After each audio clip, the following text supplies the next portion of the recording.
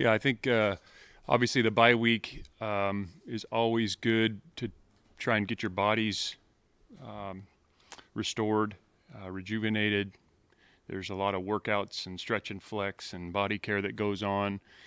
We worked out 3 different times, got a couple practices in, got some walkthroughs in. A lot of the football work was geared towards communication, getting guys on the same page. We've just had too many kind of 10 out of 11 type plays where we're doing some good things, but maybe one guy isn't on the same page, and that goes for offense and defensive special teams. So a lot of communication work.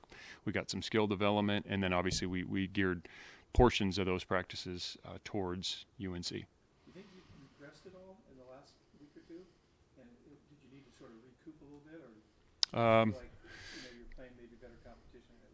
Yeah, we haven't played our best football. We've played in spurts. I think we've talked about this, whether it's the offense playing well in a stretch, but the defense wasn't, or maybe the defense is playing well, but the offense wasn't. We have to get, all 3 phases of the game working in unison at one time to see what our best football looks like. And it doesn't, I've said this, quite a few times, the difference between a play looking like it's supposed to for us and not is pretty slim.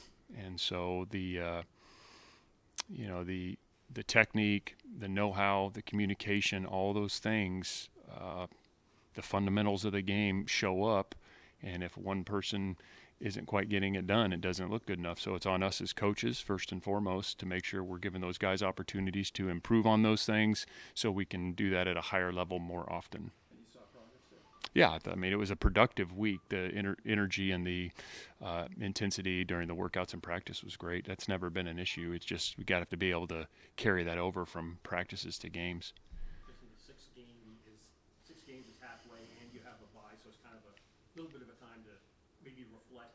Mm-hmm. If there were halfway through the season, the 1 or 2 things about which you were most satisfied, proud of your team, and the 1 or 2 things you got to get better at doing. Mm-hmm. I thought they have shown up and competed hard. I don't get the sense that there's, the effort is there, the want to is there.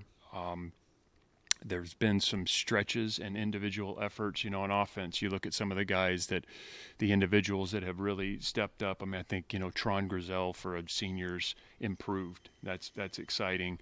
Mason Minnie has come a long way. He's been a guy that we can count on. Jacob, I think, has done some really good things, and obviously Jaron. And Jaron is going to get better and better.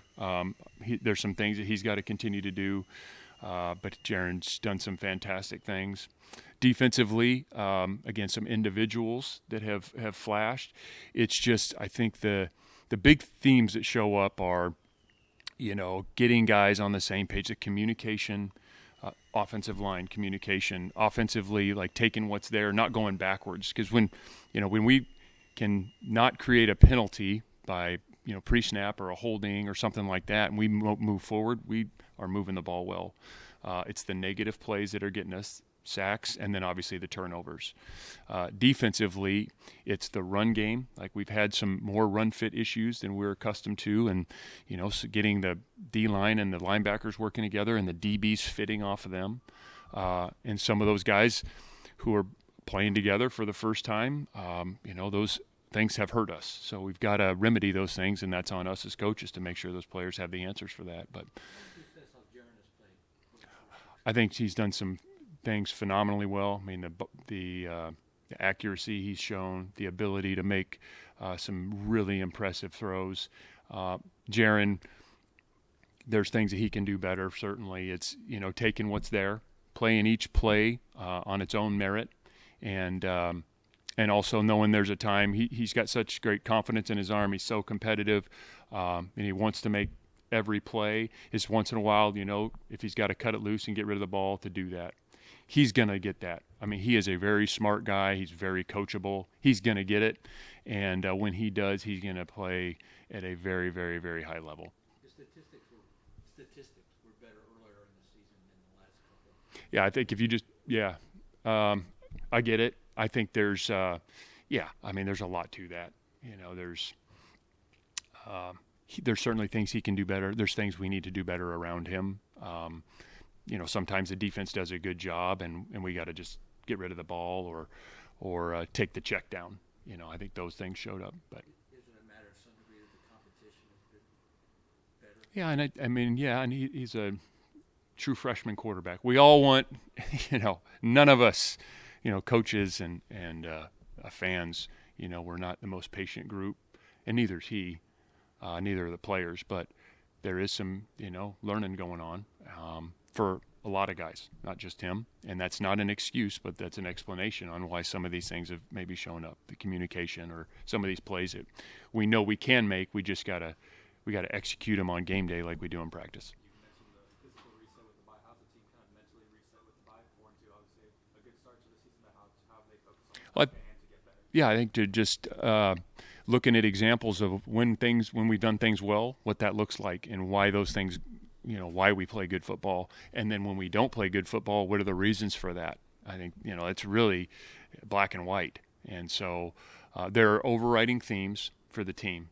Turnover margin, negative plays on offense, and on defense, it's run defense and explosive plays. So those are the themes. Now at the individual position groups, there's going to be a handful of things for each position group and each player that they have to do in order to help us in those areas. Justin, what do you make of the team you're playing, North Carolina, and the whole situation there? And it's just, there's so much off-the-field stuff that they're dealing with. They've had a rough time so far. What's your sense of them? I mean, off the field stuff that they're dealing with, I don't necessarily know what their team is dealing with. What I know is they know football.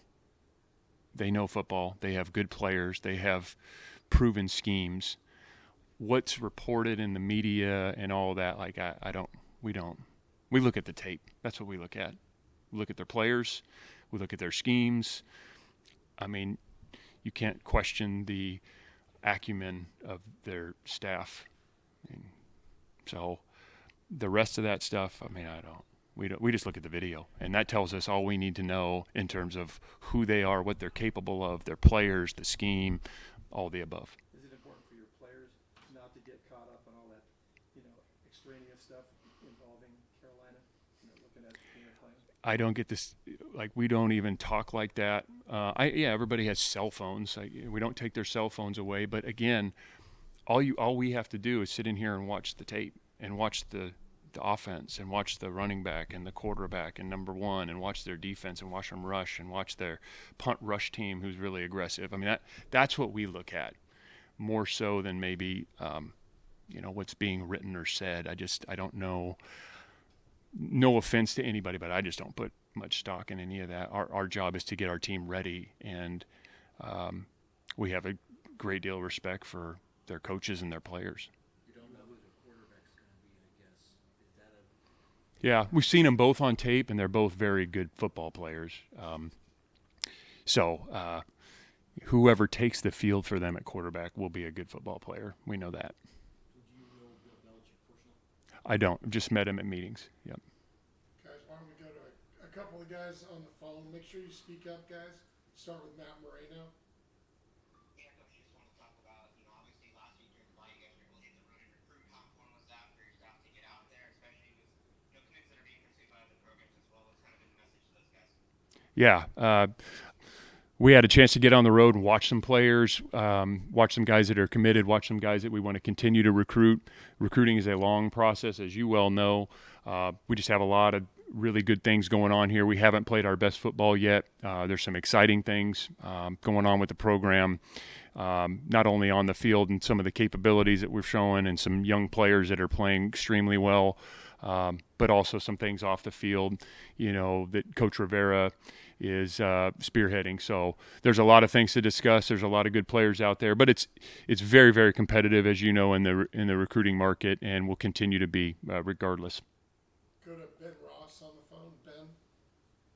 Hey, Coach, apologize about my voice. Just curious if you did anything during the bye to sort of get away from football, or is it just focused on still football and recruiting and everything that goes with the job? Yeah, guys got catch their breath, I guess, if they weren't traveling. So not everybody could go on the road. Watched some college games on Saturday, so that was probably the most normal day, I guess. I don't know. It's not normal for us. So yeah, if that's what you're saying, last Saturday I watched some college games. So other than that, we practiced on Sunday and got back at it. So Justin, your first game here was at Carolina. Yeah. And what you remember about that experience, and does it seem like a long time ago or not? I do remember. I remember it was a great environment. I remember we got Cam Bynum had a sack on the first third down on an up and under pressure from the corner. I remember that for some reason. I remember Pat Laird had a great catch and run. And I remember Vic Wharton hitting a big slant. I don't know if you remember that towards the end of the game. And then the end of the game, we utilized our Texas Hold'em call, which drew some ire from the other team and the fans. And ultimately, they changed the rule on how you can play the end of the game there the following week. I remember that. But it was a great victory. And it to answer your question, it does seem like a few years ago because it was. Do you remember it? I remember you winning. Yeah. I remember that. Yeah. So. Sometimes during the bye week, coaches will make dramatic changes either in personnel or scheme. You're not going to tell us what they are, but Yeah. did you make any such dramatic changes? I guess it'd be what you would consider dramatic. And without talking through some of the adjustments and changes we've made, I don't know how to categorize them. So, Significant though? again, semantics. Noticeable. Noticeable. I mean, I guess noticeable to us, yes. Yeah. To you, maybe not. You know, ultimately, our job is to help our players play more consistent, good football on game days. And so if that means doing more in certain areas, adding or, reducing or adjusting, like those are the things that we want to take advantage of in bye week. And we did all of those to an extent. And whether that's significant or noticeable, I guess would be in the eye of the beholder. Depth chart changes. Yeah, possibly. Offensive line, Potentially. potentially meaning potentially we'll find out, or But yeah, I mean, potentially you would find out. Yeah. Yeah. Justin, this is one of those rare instances where kind of the UNC tape also doesn't tell a flattering narrative over the course of this season. How do you kind of sharpen the focus of your team and not falling into a vulnerable sense of security? If you watch tape like we do, and you watch the game sometimes just from start to finish, but a lot of times we're watching cut-ups. And you've heard me say this all year, the difference between a winning play and a play that maybe doesn't go as expected, it's this much. So they're absolutely capable. Are there some plays that we've had where we didn't quite make the block, or maybe we got a penalty, or the leverage on the coverage wasn't quite good enough? And it's small and it's a detail, but it results in maybe a touchdown for the other team or a hold on us on offense. I mean, so the differences are small. There's just not very many college teams out there that are just playing bad football. It's like, are you playing winning football? And the winning football is in the details. So when you watch the cut-ups, they have good players. They have proven schemes. They know what they're doing. Has the season gone like they wanted it to? I don't know, probably not, but same with us. There's games that hasn't gone like we wanted to go, or drives hasn't gone like we wanted to go. So we have to focus on what we need to do to help our players play better. And it's very easy to respect the team when you watch them on tape, and that goes for any college team. And so, yeah, is the record what they want? Maybe, probably not, but our record's not what we want. But when you watch them play, they have good players and good schemes. That's all it really takes for us. Houston, the margins obviously tight. All games tight in external expectation or interpretations, like recruiting and a program that's on the up from the outside narratives. Do you feel like this is possibly like a breakthrough moment, Friday night game? A lot of eyeballs on you, maybe for some perverse reasons, but do you feel like this is a real opportunity for this team and this program to kind of get that arrow pointing up? it's a great opportunity. I mean, Friday night game, national television, great opponent. The energy's going to be fantastic. I'm really excited for our team, not just for those reasons, but we get another chance to go out there and like play our best game. And what does that look like? If we go play our best game and we play like we're capable of on defense and special teams and offense, I think real good things will happen, But there's only so many chances you get. So it's like you could ask me that question every week and it's going to be the same answer because it's true. I mean, we're not pro baseball, and you're playing like this. How many do they play? Yeah. I mean, it's just football's different. In college football, you got very few opportunities and you work all year for those. And so maximizing them is like all we really care about. I mean, it's what we spend all year doing. So it is a great opportunity. We have a ton of respect for the team, and I'm excited for our players to get the chance to go out there and play again because I know we have a lot more in the tank. Last one. Coach, can you talk about first season with Ron Rivera at the midway point? How's it been working with him, and has there been any relief for you to not handle as much of administrative stuff? That's a great question. It's been awesome. I mean, Coach Rivera is, as you know, a Cal guy through and through. He's got his experiences in football, come from the pro level. And so with where college football is trending, there's a lot of insight that he can give. And also, the organizational alignment with the university and having a direct contact with the chancellor, I think that's critical. I mean, at any school, to have alignment from the top down is key, and having everybody pulling in the same direction. And so it's been fantastic. He's doing a ton of work, working with the university, working with the administration, our donors, and structuring, roster management and, the revenue share portion of it. So there's a lot going on there. And yes, it's certainly helping. And I'm sure, every day as he gets, he's been here for a few months now, and that helps with us so we can focus on myself and our coaches so we can focus on, football. And so it definitely, every day, it helps more and more. Yeah. That's one last one. I guess Jeff Tedford will be here on Friday night, going into the Hall of Fame. Just talk about what he's meant to Cal football and what your relationship with him is. Yeah. My relationship with Coach Tedford dates back to the 90s. I was a player, and he was our offensive coordinator at Oregon. So I've known him a really long time. He gave me my first full-time job here, so I'm forever indebted to him for that. It was a great time to be here. We had phenomenal players. It was a really special time, and so he did a lot here. He poured his heart into this place and put a ton of work into it. Had some great teams, and he came back a couple years ago to we had a fall camp. He came to a practice, and then last year to a game, which was awesome. And then I actually just saw him. He was at Boston College, so I got to see him on the sideline there, and so I get the chance to keep up with him. Don't talk to him as much as I would like. I mean, we're pretty busy doing our thing, but from time to time get a chance to catch up via call or text. And so he's doing well. Yeah, it was really good to see him. He looked great. Again, he was on the sideline during the BC game, so that was pretty cool. All right, thank you.